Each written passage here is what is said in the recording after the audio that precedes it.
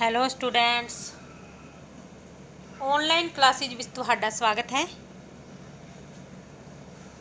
ਅੱਜ lecture 38 second lesson ਆਪਣੇ ਆਪਣੇ ਥਾਂ ਸਾਰੇ ਚੰਗੇ ਦੇ ਵੱਡੇ ਉੱਤਰਾਂ ਵਾਲੇ ਪ੍ਰਸ਼ਨ ਕਰਨ ਜਾ ਰਹੇ ਹਾਂ। ਚਲੋ ਸਟਾਰਟ ਕਰਦੇ ਹਾਂ। ਫਸਟ ਪ੍ਰਸ਼ਨ ਹੈ,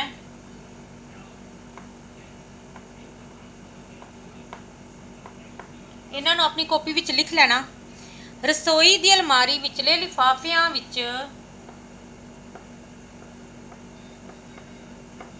रसोई की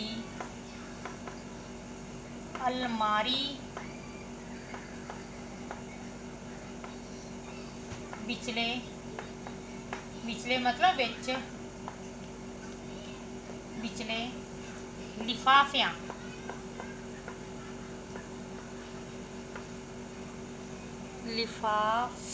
लिफाफियां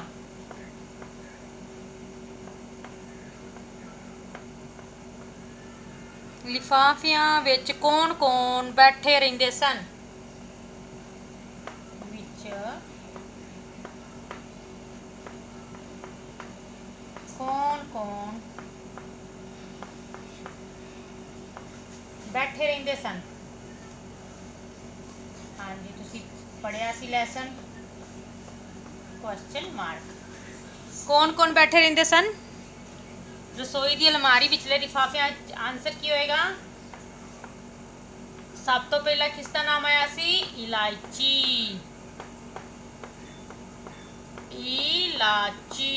फिर कौन, सौंफ।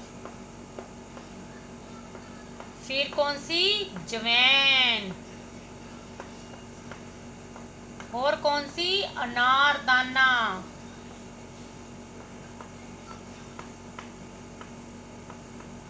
हाँ जी, और कौन सी, अम्बचूर। एक और कौन सी, पूदना। ठीक है, यही बैठे रहते सन ना रसोई दे अलमारी दे विचले लिफाफियां विच। इलायची, सौंफ, अम्बचूर, ये सब बैठे रहते सन। ठीक है। हाँ जी, सैकेंड क्वेश्चन, सब तो पिछों कौन हिलिया। सैकेंड क्वेश्चन है कि सब तो पिछों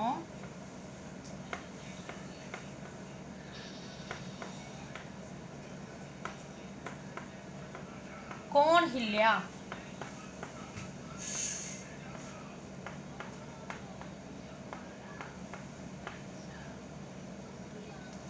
कौन हिलिया ते किस दे कोल गया। ते किस दे कोल, कोल हुंदा है नज़दीक। कोल क्या होता है, नज़दीक।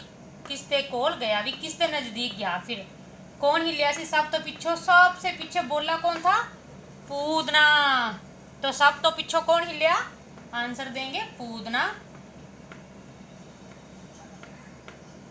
और किस दे कोल गया, किस दे कोल गया सी, अपने साथी अनारदाने कोल। अपने साथी अनारदाने दे कोल। अनारदाने कोल, कोल गया। ठीक है, ये इसका आंसर हो गया। बिल्कुल छोटे आंसर ही लिखवाएंगे, भले ये बड़े उत्तरों वाले क्वेश्चन हो, पर आंसर छोटे होंगे ताकि आपको जल्दी याद हो जाए और आप लिख सको। सब तो पिछों कौन हिलिया, पूदना। और आप कित्थे गया सी, अपने साथी अनारदाने कोल। ठीक है। अब थर्ड क्वेश्चन, इलायची ने अपनी प्रशंसा विच की कहा। जो इलायची सी, इलायची ने अपनी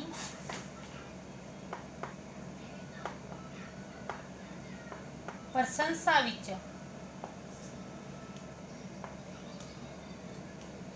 प्रशंसा विच की कहा। की ਕਿਹਾ। ਕੀ ਕਿਹਾ ਸੀ ਇਲਾਚੀ ਨੇ ਆਪਣੀ ਪ੍ਰਸ਼ੰਸਾ ਵਿੱਚ? ਉਸਨੇ, ਆਂਸਰ ਕੀ ਹੋਏਗਾ? ਉਸਨੇ ਕਿਹਾ, ਉਸਨੇ, ਉਸਨੇ ਕਿਹਾ, ਕਹਿ ਕੋ ਛੋਟੀ ਦੀ ਮਾਤਰਾ, ਕਿਹਾ ਕਿ ਉਹ ਸਭ ਤੋਂ, ਉਹ ਸਭ ਤੋਂ ਕੀ ਹੈ? ਸੋਹਣੀ ਹੈ। ਸੋਹਣੀ भी कह रही थी ना। स्वै को की मात्रा है नी, सोहनी है अते की है? महंगी है।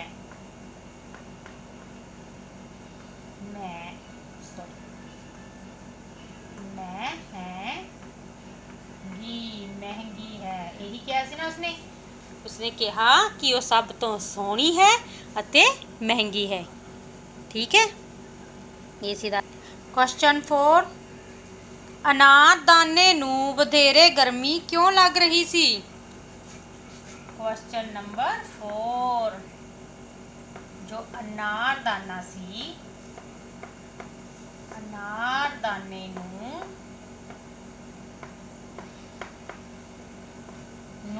वधेरे, वधेरे हुंदा भी ज़्यादा, सब तो ज़्यादा, वधेरे गर्मी, गैर मैं को बड़ी की मात्रा, गर्मी क्यों लग रही सी?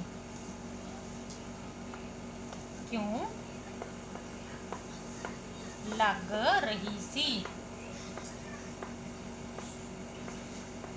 हाँ जी, क्यों लग रही सी उसनू वधेरे गर्मी?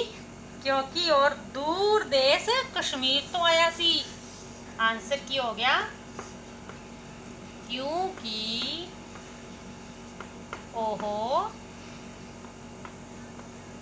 दूर देश, कश्मीर दूर देश है ना, दूर देश, देश तो नहीं कहांगे, दूर, दूरों कश्मीर तो आया सी, कश्मीर तो आया सी।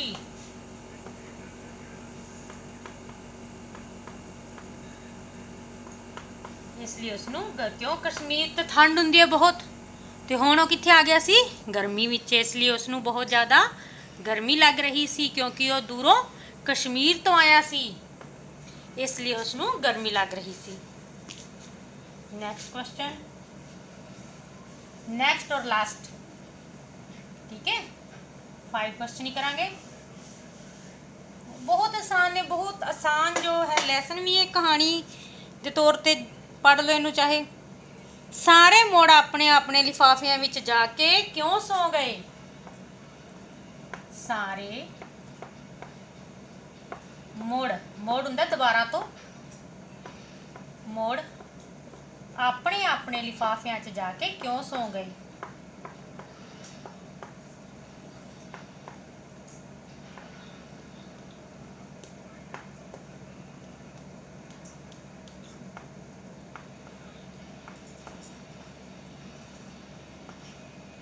लिफाफियां विच जाके क्यों सो गए?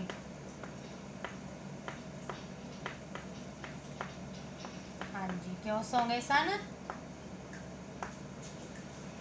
सारे मुड़ अपने अपने लिफाफियां विच जाके क्यों सो गए सन? क्योंकि सारे समझ गए सन कि उन्हां सब नूं मिल के रहना चाहिए है। इस गल ते वो सारे सहमत हो गए ते सारे अपने अपने लिफाफियां च जाके सो गए, क्योंकि उन्हां नूं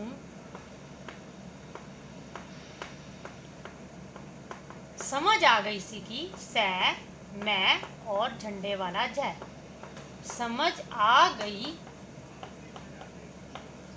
सी कि उन्हां नूं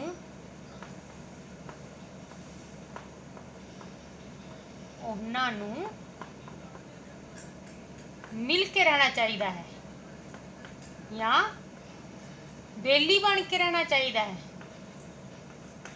मिल के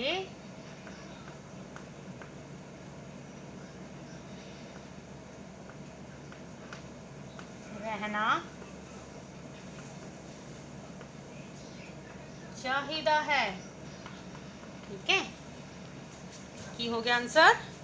क्योंकि उन्होंने समझ आ गई सी कि उन्होंने मिल के रहना चाहिए। ये तुहाडे 5 वड्डे उत्तरां वाले प्रश्न सन। अज दे लिए इन्ना ही। इन्हां क्वेश्चनां नूं अपने नोटबुक ते जरूर करना। अज दे लिए इन्ना ही। खुश रहो, सुरक्षित रहो। सत श्री अकाल, गुड बाय।